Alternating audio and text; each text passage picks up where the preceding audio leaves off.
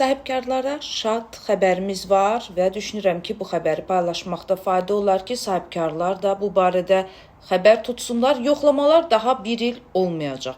Sahibkarlıq sahəsində aparılan yoxlamaların dayandırılması ilə bağlı müddətin uzadılması təklif edilib.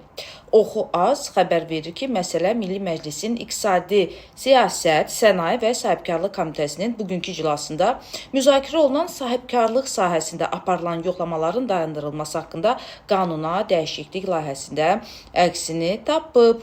Belə ki, ölkədə sahibkarlığın inkişafının stimullaşdırılması məqsədi ilə 2015-ci il noyabrın 1-dən etibarən yoxlamalar 2026-cı il yanvarın 1-nədək dayandırılıb. Təklif olunan qanun layihəsi həmin müddətin daha bir il, yəni 2027-ci il yanvarın 1-nədək uzadılması nəzərdə tutulur.